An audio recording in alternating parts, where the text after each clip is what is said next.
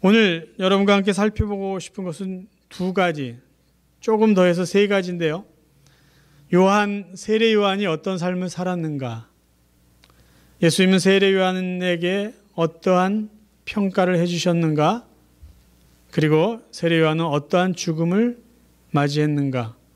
세례 요한의 삶과 죽음에 대한 이야기를 함께 살펴보기 원합니다. 세례 요한의 삶과 죽음이 우리들에게 어떠한 도전과 교훈을 주는지 함께 말씀을 통해서 생각해 보기 원합니다. 첫 번째, 세례 요한의 삶입니다. 세례 요한의 삶을 한마디로 요약한다면 그는 자기가 이 땅에 태어나서 살아가야 될 삶의 목적대로 살았던 사람입니다. 우리가 지난 시간에 누가복음 1장을 보면서 그가 어떻게 태어나게 됐는지 이야기를 나누었습니다. 그의 아버지 사가랴가 제사장으로 일을 하고 있을 때 천사 가브리엘이 와서 예언을 했죠. 앞으로 너에게 아들이 있을 것인데 이름을 요한이라 지어라. 그리고 이야기합니다. 그는 이 땅에 오실 예수 그리스도 메시아의 길을 준비하는 삶을 살 것이다. 그는 하나님께서 사용하시는 큰 인물이 될 것이다. 그런 예언을 해 주었고 그 예언대로 요한은 태어나서 천사가 말씀해 주신 그의 삶을 그대로 살게 됩니다. 누가복음 1장 15절 이하의 말씀을 쉬운 성경으로 한번 읽어봅니다. 그 아들은 하나님 앞에서 큰 인물이 될 것이요. 천사의 예언입니다. 16절에 그는 이스라엘 자손들 중에 많은 사람을 주 하나님께로 돌아오게 할 것이다. 17절 뒷부분을 봅니다. 마지막 문장에 사람들에게 주님을 맞을 준비를 하게 할 것이다. 자, 오늘 우리가 읽은 누가복음 3장 3절부터 뭐라고 되어 있죠? 세례 요한은 요단강 근처에서 회개 세례를 전파합니다. 그리고 그는 이사야가 예언했듯이 주의 길을 예비하는 사역을 하고 있습니다. 사람들이 당신이 메시아 그리스도냐라고 이야기할 때 그는 이렇게 말했습니다. 누가복음 3장 16절 나는 물로 너희에게 세례를 주거니와 나보다 능력 있는 분은 성령과 불로 너희에게 세례를 주실 것이다. 그러면서 여러 가지로 권하여 백성들에게 좋은 소식을 전합니다. 그는 하나님께서 이 땅에 태어나서 살아야 되는 하나님의 계획과 목적대로 살았던 사람입니다. 예수 그리스도도 마찬가지였죠. 이 땅에 오셔서 죄인을 구원하시고 하나님의 뜻을 이루는 하나님의 뜻과 목적대로 살았던 사람이에요. 성경에 많은 인물이 하나님의 뜻대로 살았지만 유독 하나님 뜻대로 제대로 살지 못한 인물이 있습니다. 그 사람은 삼손이에요. 삼손은 하나님께서 나실인이라는 구별된 사람으로 태어나게 하셨고 그에게는 힘을 주셨어요. 왜 그러한 힘을 줬냐 하면 이스라엘 백성을 블레셋이라는 강대국 이방 나라로부터 구원시키기 위해서. 그러니까 삼손이 태어나서 살아야 될 삶의 목적은 블레셋이라는 하나님을 우습게 여기는 우상을 섬기는 그 나라로부터 이스라엘 민족을 구원시켜주는 그 일이었어요. 근데 삼손은 이 땅에 태어나서 자기 힘을 자랑하고 먹지 말아야 될 술과 가까이 하지 말아야 될 이방 여자와 가까이 하면서 향락의 시간을 보내느라고 하나님이 그로 말미암아 살게 하신 삶을 제대로 살지 못합니다. 그의 인생은 불행한 인생이라고 말할 수가 있습니다. 사람들에게 있어서 참된 행복은 자기가 이 세상에서 왜 태어나고 살아야 되는지 삶의 목적을 아는 것이고요.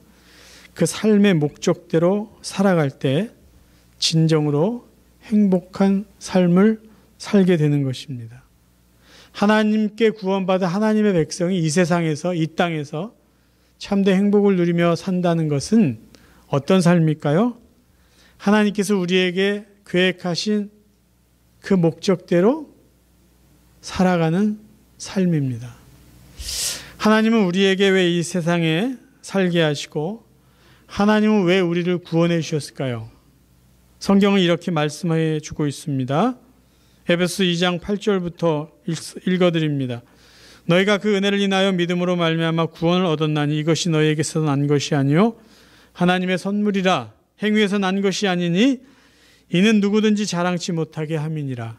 하나님께서 저희들을 구원해 주신 은혜를 이야기합니다. 그리고 10절에는 왜 우리에게 은혜를 주셨는지 목적이 나와 있습니다. 우리는 그의 만드신 바라 그리스도 예수 안에서 선한 일을 위하여 지으심을 받은 자니 이 일은 하나님이 전에 예비하사 우리로 그 가운데서 행하게 하려 하심이니라. 하나님이 하나님의 백성인 저와 여러분에게 구원을 베풀어 주시고 우리로 하여금 살게 하시는 그 삶의 목적은 뭐냐 하면 선한 일을 하면서 사는 것입니다. 제가 여러 번 말씀드렸어요. 선한 일이란 무엇일까요? 하나님이 기뻐하신 일입니다. 자, 선과 악의 절대 기준은 하나님께 있습니다. 하나님 말씀 성경에 선과 악의 절대 기준이 기록되어 있습니다. 이 세상의 선과 악은 권력 있는 사람이 정할 수 없고요. 돈 많은 사람이 정해서도 안 되고요. 어떤 사람의 감정이나 기분에 의해서 결정 날 수도 없습니다. 세상의 절대 선과 절대 악은 오직 하나님 아버지께만 있습니다. 그럼 하나님께 있어서 선은 무엇일까요? 창조주 하나님이 기뻐하시는 게 선한 일이고요. 악한 일은 뭘까요? 하나님이 미워하시고 싫어하시는 그것이 바로 악한 일이에요. 우리가 구원받고 이 땅에서 살아가야 될 삶의 목적은 선한 일을 하면서 살아가는 것이에요. 하나님께서 기뻐하는 일, 기뻐하는 예배, 기뻐하는 삶, 그렇게 살아가는 것이 저희들이 이 땅에 살아가야 될 삶의 목적입니다. 우리가 그렇게 살아갈 때 우리는 진정으로 행복한 삶을 사는 사람이 될 것입니다.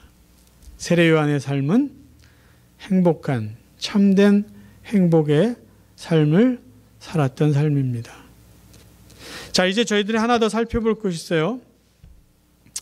예수님은 이 세상에서 세례 요한이 제일 큰 자다라고 말씀하시고 동시에 하나님 나라에서는 세례 요한보다 작은 자가 없다라고 말했습니다. 그러면 도대체 누가 세례 요한보다 큰 사람일까요? 자, 누가복음 7장 27절 28절을 먼저 보겠습니다. 여러분 화면을 한번 보세요. 예수님이 세례 요한을 이렇게 평가합니다. 기록된 바 보라, 내가 내 사자를 네 앞에 보내노니 그가 네 앞에서 너의 길을 예비하리라 한 것이 이 사람에 대한 말씀이라. 하나님께서 이사야를 통해서 예언하신 것이 바로 세례 요한이라는 거예요. 나보다 앞서서 내 길을 준비하는 자가 바로 그 사람 세례 요한이다라고 이야기를 하세요. 그리고 28절에서 조금 이해가 안 되는 말씀을 하세요. 내가 너에게 말하노니 여자가 낳은 자 중에 요한보다 큰 이가 없다. 여기까지는 이해가 됩니다. 아, 세상인 사람이 요한보다 다 작구나. 요한이 주님의 길을 예비하니까 가장 큰 자구나. 거기서 끝냈으면 좋겠는데, 그러나 하나님의 나라에서는 극히 작은 자라도 저보다 크니라 이렇게 말씀하십니다. 왜 그랬을까요? 이렇게 말씀하신 이유는 세례 요한이 아까 우리가 누가복음 3장 20절에 보면 헤롯에 의해서 옥에 갇혔다고 되어 있는데, 옥에 갇혀 있는 요한이, 세례 요한이 자기 제자들을 통해서 예수님께 이런 질문을 합니다. 그게 누가복음 7장 19절 20절의 말씀이에요.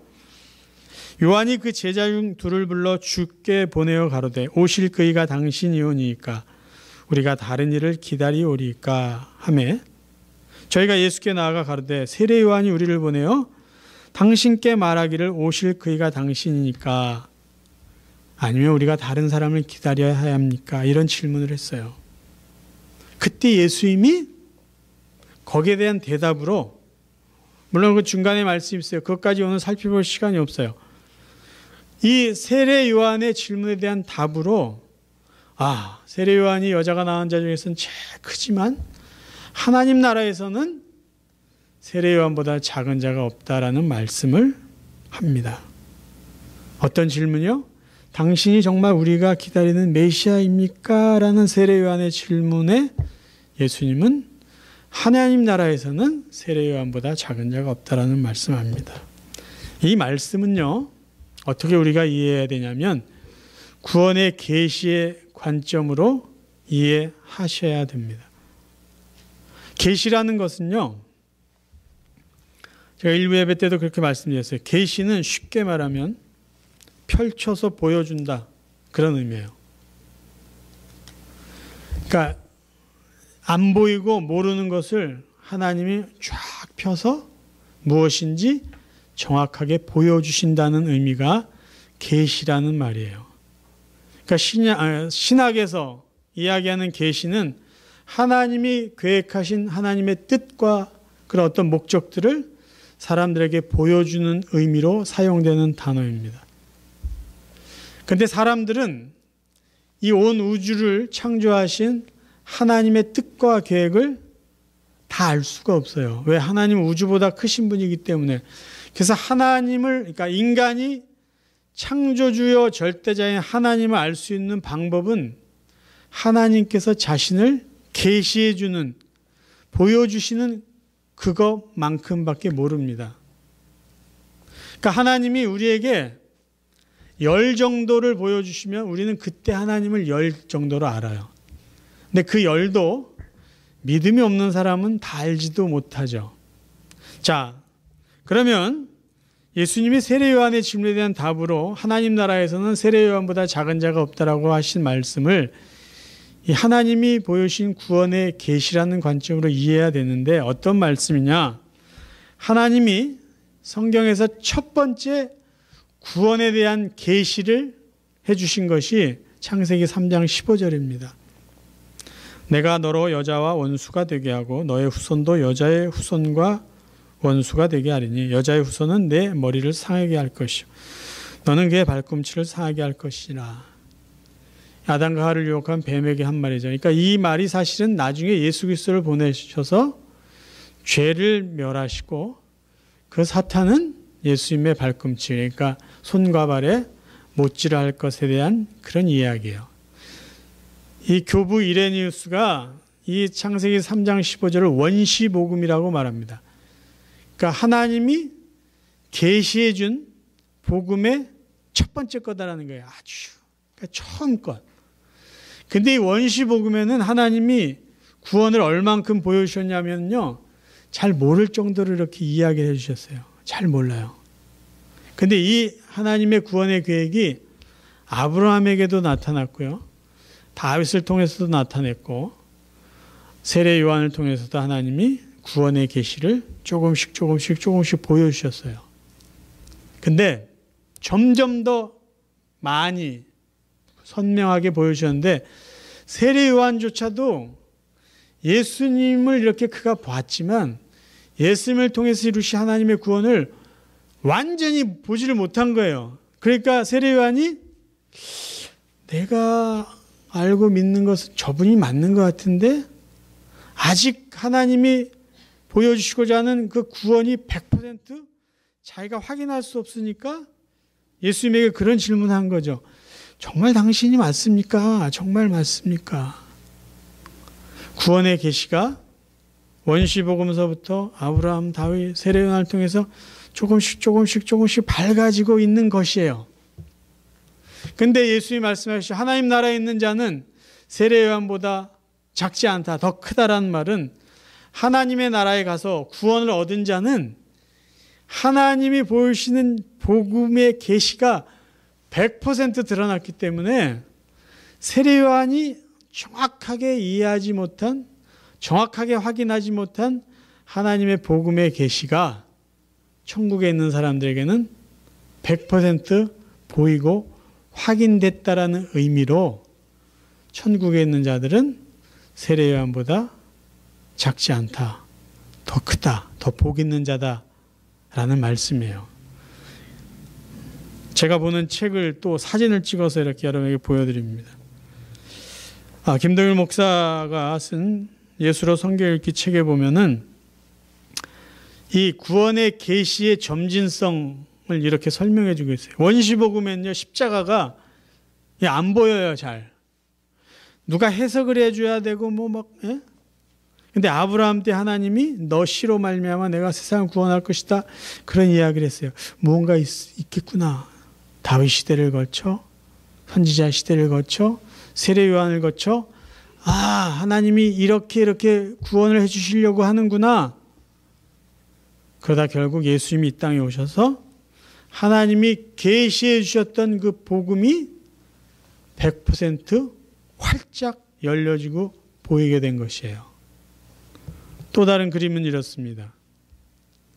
하나님이 구원의 약속들을 점차적으로 사람들에게 더 환하게 보여주시고 확인시켜 주십니다. 저희들은 어느 시점에 살고 있을까요? 예수님이 십자가에서 죽으시고 부활하신 이후에 살아가고 있기 때문에요. 저희들은 복음이 무엇인지를 다 알고 있어요. 하나님이 이미 계시해 준 구원이 뭔지를 다 알고 있어요. 그래서 저희들은요, 이미 세례 요한보다 더 큰 자들이에요. 어떤 면에서요? 하나님의 구원의 계시를 우리는 100% 다 보고 믿고 있기 때문이죠.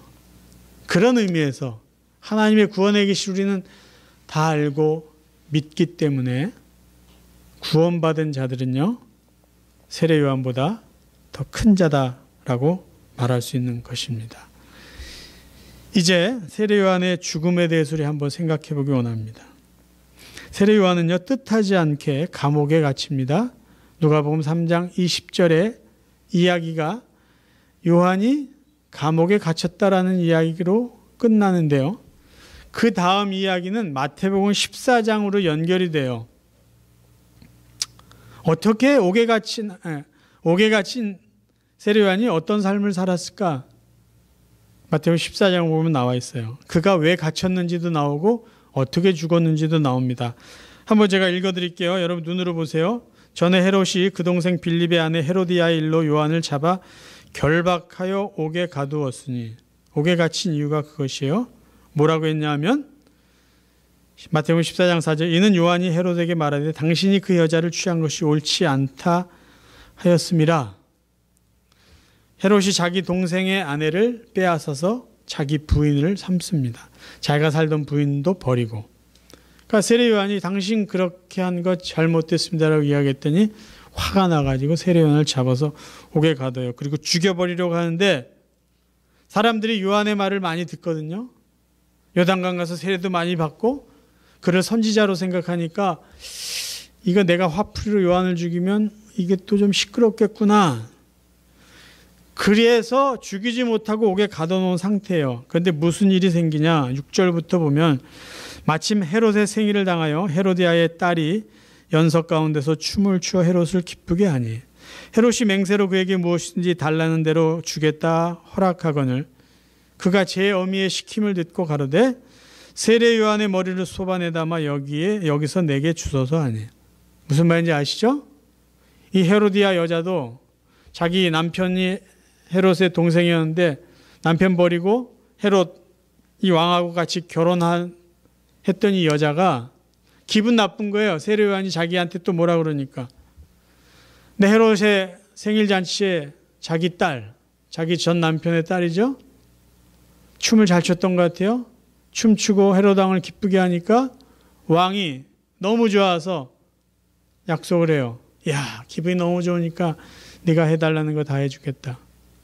그랬더니 헤로디아가 자기 딸을 불러서 시키는 거죠. 세례 요한 목을 쳐서 쟁반에다 세례 요한의 목을 담아 달라고 부탁해라. 헤롯이 어떻게 했을까요? 왕이 근심하나 자기의 맹세한 것과 그 함께 앉은 사람들을 인하여 그렇게 하라고 허락을 합니다. 사람을 보내 요한을 옥에서 목 빼어 그 머리를 소반에 담아 그 여아에게 주니 그가 제 어미에게 가져가니라. 여러분, 세례 요한은 어떻게 죽었는지 아세요? 어이없습니다. 억울합니다. 말도 안 되는 죽음을 그는 맞이하게 됩니다. 제가 그림을 하나 준비했어요. 이게 루브르 박물관에 제가 봤던 그림이에요. 세례 요한의 목을 든 살로메라는 제목이에요. 이 화가가 누군가 봤더니 베르나르디노 루인이라는 화가인데요. 이 살로메는 헤로디아의 딸이에요. 성경에는 여아라고 되어 있는데 화가들은 좀 장성한 여인으로 그림을 그립니다. 인터넷에서 세례 요한의 목을 든 살로메라는 걸 치시면요, 여러 화가들이 그린 그림이 나와요. 전 이거 오래전에 이 그림을 루브르 박물관에서 봤어요. 그때 제가 들었던 생각이 이거예요. 야, 요한이 이렇게 어이없이 죽었구나. 어이없이 죽었구나. 야, 세상에 이렇게 억울한 일 있나. 제가 그때 그런 생각을 했어요. 그리고 오늘 이 설교를 준비하면서 인터넷 그 그림을 다시 이렇게 확인하고, 근데 놀란 게 정말 많은 화가들이 이 비슷한 그림을 그린 거예요. 왜 이 화가들이 이런 그림을 그렸을까? 왜 화가들에게는 이 장면이 소재가 됐을까 생각했어요. 제 생각은 이거예요. 얼마나 세례 요한이 억울하게 죽었다라고 이 사람들이 생각했으면 이것을 그림으로 표현했을까라는 거예요. 여러분 생각해 보세요. 세례 요한이 하나님의 뜻대로 살았어요. 하나님이 그에게 계획하신 목적대로 살았어요. 근데 어떻게 이렇게 말도 안 되게 죽습니까? 네? 정말 영웅처럼 죽었어야지 좀 맞을 거 아니에요? 근데 왜 이렇게 어처구니 없이 억울하게 그저 어떤 놀이, 누구는 놀고 즐기는 그것의 장난처럼 그런 마지막 생을 맞이했다는 게 여러분 어떤 생각이 드세요? 여기서 여러분에게 도전을 드리고 질문을 제가 드리고 싶은 게 있어요. 우리는 누군가의 죽음을, 그 죽음의 그 현장을 보고 그 사람의 인격이나 됨됨이나 그 사람의 삶 전체를 평가해서는 안 된다는 것이죠. 그렇죠? 우리는 누군가의 죽음이 어떻게 죽었냐, 그걸 가지고 사람을 평가해서는 안 되고요. 그 사람이 어떤 삶을 살다가 죽었느냐, 삶에 대해서 우리는 초점을 맞춰야 된다는 것이죠. 만약에 우리가 세례 요한의 삶에 대해서는 관심이 없고 그가 죽은 그것에만 관심을 두고 요한이라는 인물을 평가한다면요, 세례 요한은 비참한 사람이에요. 그냥 불쌍한 사람이에요. 제가 이 말씀을 드리냐, 요즘에 오늘 장로님들 기도하셨지만 코로나19 바이러스 때문에요, 세계가 이 공포 속에 빠져 있어요. 오늘 그러니까 한국 시간으로는 주일 아침 기준이에요. 중국의 코로나19 확진자가 76,936명으로 되어 있고요. 사망자가 2,442명입니다. 세계 130여 개국의 확진자와 사망자들이 계속 늘어나고 있어요. 한국 소식입니다. 더 이상 한국이요, 안전지대가 아니에요. 며칠 전만 해도 한국은 이 예방을 철저히 했다, 일본과 비교해서 세계에서 평이 좋았는데요, 이제는 한국에 여행하지 말라라는 그런 발표까지 나옵니다. 한국은요, 23일 9시 기준으로 확진자가 556명이나 됐고요. 사망자도 4명이나 됐어요. 아마 지금은 더 많이 늘어났을 거예요. 계속 늘어납니다. 계속 늘어나요. 이런 시국에 한국의 어느 목회자는 전염병을 하나님이 주신 것이다, 그렇게 말하면서 지금 중국에 바이러스가 퍼져서 사람들이 죽는 이유는 시진핑 정부가 교회를 핍박하고 폭발하고 기독교인을 박해해서 하나님이 내린 심판이다라는 말을 합니다. 여러분, 이것은 비성경적인 말이에요. 이런 말을 하면 안 돼요. 만약에 이거는 저도 위험한 이야기지만 그분들의 가족이 이런 코로나19에 감염이 됐다면 이런 말을 할 수 있었을까요? 코로나 바이러스를 처음 발견하고 조심해야 된다 경고했던 중국 젊은 의사, 그리고 그가 환자들을 치료하고 그가 죽었어요. 그도 기독교 신자라고 지금 알려져 있습니다. 그럼 그런 사람의 죽음은 어떻게 우리가 평가해야 돼요? 그 사람 죽었으니까 그냥 불쌍하다라고 이야기할 수 있을까요? 조금 전에 그런 말을 한 목회자들은요, 제가 반문하고 싶은 게 그거예요.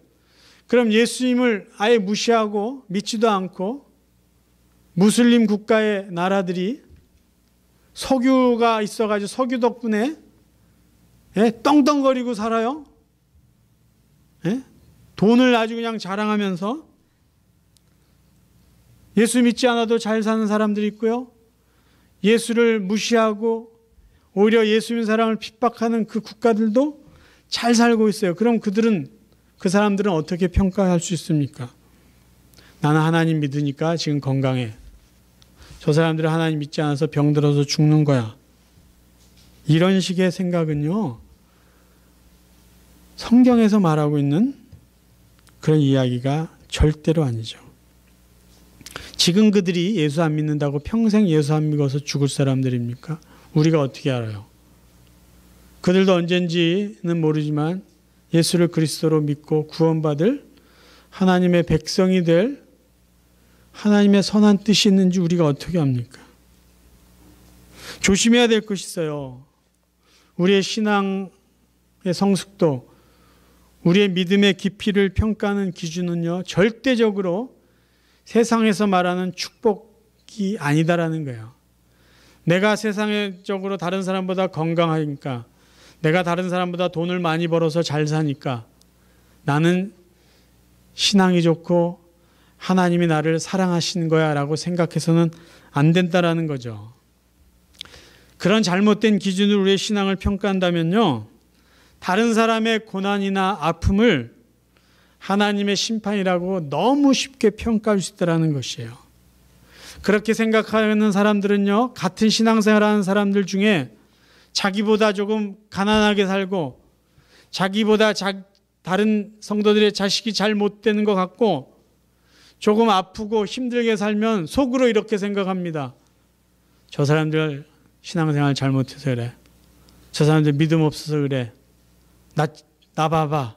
나처럼 돈 많이 벌고 이렇게 사는 것은 믿음이 좋아서 그런 거야. 그렇게 착각하면서 살게 된다는 것이에요. 여러분, 정말 참된 신앙과 성숙한 믿음은요, 편하고 부유할 때뿐만 아니라 어렵고 힘들 때, 가난할 때, 병약했을 때 변함없이 하나님을 의지하고 하나님의 뜻대로 하나님의 기뻐하시는 선한 일을 하면서 사는 것이에요. 더 중요한 말씀드립니다.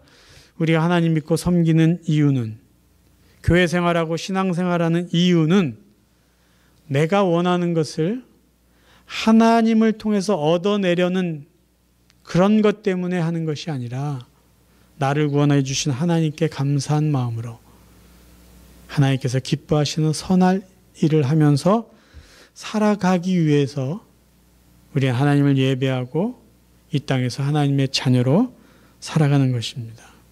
성경의 이 이야기를 한 가지 더 할게요.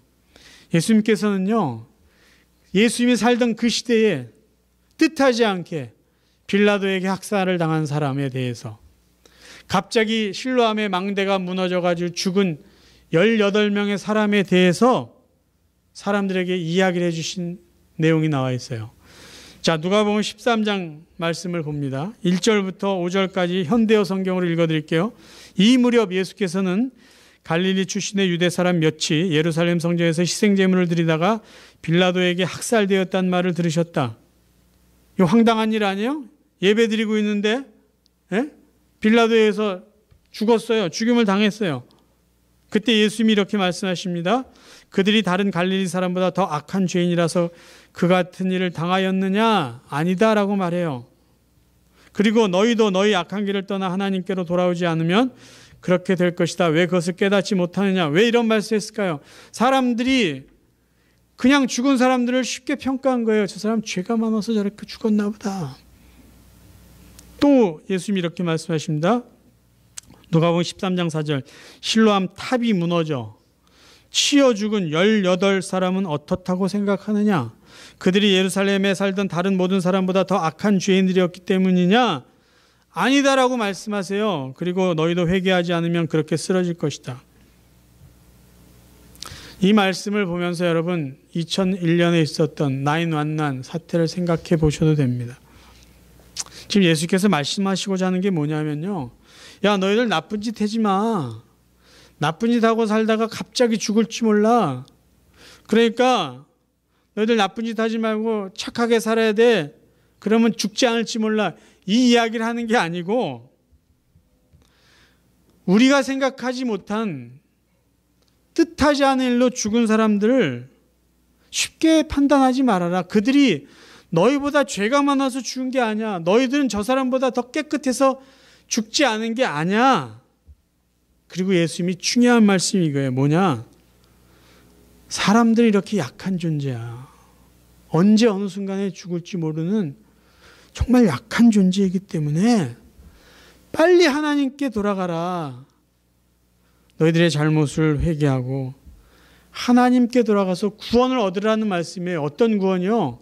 죽어도 살아나는 영원한 생명을 빨리 얻어라. 하나님 안에서 구원받아라. 그 이야기를 해주고 있는 것입니다. 저는 인간의 존재를 이렇게 정의해요. 단순하게 저는 정의합니다. 인간은 약한 존재이면서 동시에 악한 존재라는 것이죠. 인간처럼 나약한 사람이 어디 있어요?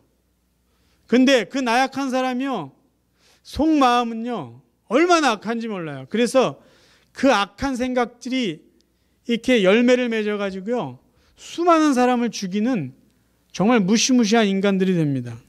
인간은 지극히 악하면서 동시에 지극히 악해요. 이 두 가지 모순된 성품 때문에요, 저는 사람들이 죽어간다라고 생각을 합니다. 그 누군가의 악함 때문에 의도적이든 실수든 사람들이 죽어가요. 우리의 연약함 때문에 우리는 우리 스스로를 보호하지 못해요. 병들어 죽어갑니다. 악해서 죽고 약해서 죽어요. 그런데 우리가 인정해야 될 것이 있어요. 세상에서 누군가에 의해서, 누군가의 악에 의해서, 아니면 우리의 약함 때문에 죽어가더라도 그 죽어가는 그 사람은 나보다 죄가 많아서 죽는 그런 단순한 현상이 아니다라는 거예요. 우리가 지금 이런 코로나19라는 이 상황 속에서 여러분 생각해 보세요. 교회에서 공문을 보내요. 여러분 예배 드리러 나오지 마세요. 이런 일이 있을 거다라고 생각을 했어요. 예배 드리러 오지 마세요. 우리가 코로나19에 걸릴지 모릅니다. 집에서 인터넷으로 카톡으로 예배를 드리세요. 지금 그런 시대가 됐어요. 우리가 이때 무엇을 생각해야 되죠? 죽어가는 사람, 나는 건강하니까 저 죽어가는 사람 정죄하고 판단할 그때가 아니라 우리는 기도해야 될 때예요. 그리고 우리가 무엇을 더욱더 간절하게 의식하고 생각하고 결단해야 되느냐? 세상이 얼마나 악하고 우리가 얼마나 약한가, 그걸 인정하고요, 하나님께로 나아가야 돼요. 내가 믿는 구원, 나에게 영생을 주신 하나님께 나아가고, 그래 내가 혹시 연약해서 죽더라도 나는 영원한 하늘나라 천국이 있다. 그래서 나는 참 평안을 누리고 있다. 그것을 우리 스스로 확인하셔야 돼요. 죽음이 두려운 게 아니라 내가 하나님을 믿고 있느냐, 내가 영생을 소유하고 있느냐, 그렇지 못하고 있느냐, 이것을 우리가 더 생각하고 이것을 두려워야 된다는 것이에요. 남의 죽음에 대한 문제가 아니라 내가 영원히 살 수 있느냐, 내가 하늘나라에서 하나님과 함께 영생을 누릴 수 있느냐, 그 확신이 있느냐. 그렇다면 우리는 혹시 우리 안에, 우리의 주변이 공포의 분위기가 쌓일지라도 우리는 하나님 안에서 평안할 수 있다는 것이에요. 하나님의 백성은 죽음을 준비해야 됩니다. 어떤 죽음이요? 영원한 삶으로 이어지는 죽음이에요. 여러분, 죽는 건 그 누구도 피할 수 없어요. 그 누구도 피할 수 없습니다. 그러나 죽음 이후의 삶은 누구에게나 동일하지 않다라는 것이에요. 요한복음 11장 25절, 예수께서 가라사대 나는 부활이요 생명이니 나를 믿는 자는 죽어도 살겠고 죽어도 살아요. 그게 우리 예수님이 우리에게 주신 영원한 생명 구원이에요. 무릇 살아서 나를 믿는 자는 영원히 죽지 아니하리라. 이 믿음이 있는가를 우리가 봐야 돼요. 그리고 우리는 지금 이 현상을 보면서 쉽게 판단하고 정죄하는 것이 아니라 고통 중에 있는 그들을 위해서 기도하셔야 될 때라는 것입니다. 여러분이 믿는 믿음 꼭 붙잡으세요. 부활의 소망을 가지고 영원한 삶, 그 은혜를 주신 하나님께 감사하면서 지금 이 시간 하나님이 주시는 평강을 누리시기를 바랍니다.